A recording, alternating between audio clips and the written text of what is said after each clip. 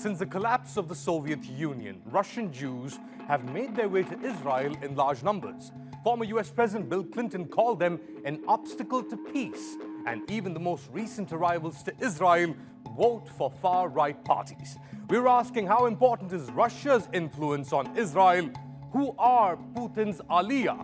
And how will Generation 1.5 continue to shape future Israeli politics? Find out in Decoded.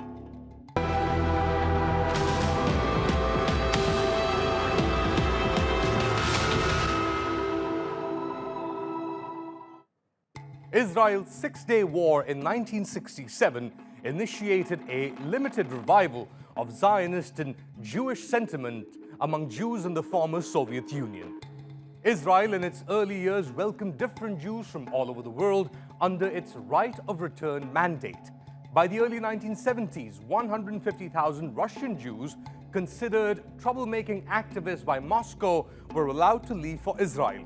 Most were ardent Zionists. Following the collapse of the USSR, over 1 million Russians immigrated to Israel, changing the country's social, political, and economic landscape.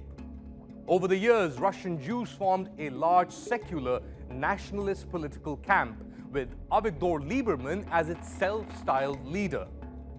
Lieberman heads what is still perceived as the only Russian party, de-radicalise.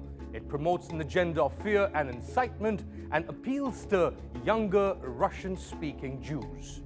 A tactic also employed by Lieberman's long-standing colleague and now foe, Prime Minister Benjamin Netanyahu. So why do so many Israeli Russians identify politically with Israel's right-wing political forces? Its messages chime with anti-Muslim sentiment formerly reserved for Central Asian Muslims.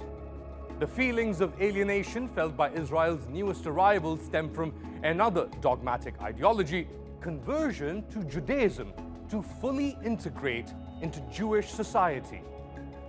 The law of return grants near automatic citizenship rights to those with at least one Jewish grandparent, but the chief rabbinate only recognizes them as Jews if they conform to the standards of the halacha, or Jewish law. In 2019, only 2,000 Israeli citizens converted to Judaism and could therefore receive equal rights under the country's legal system.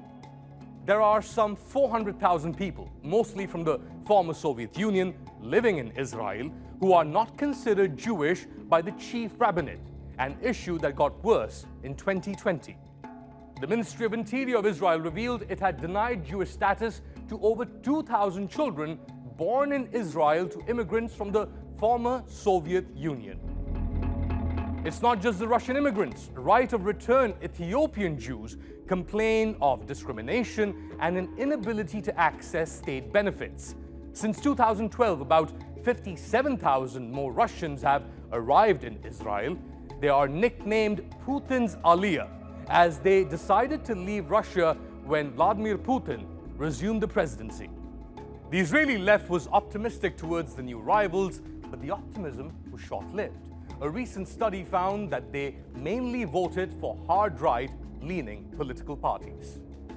Unlike the older generation, who split their votes loyally between Netanyahu's Likud party and Yisrael Beiteinu, younger Russian Israelis have no set loyalties other than maintaining their Russian identity.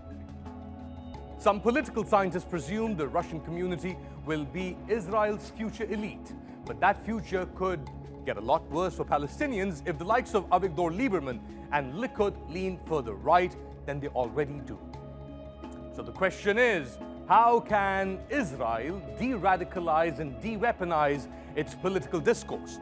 De-radicalization will alleviate suffering to all minorities, but more importantly, the Palestinian territories which bear the daily humiliation of living under occupation.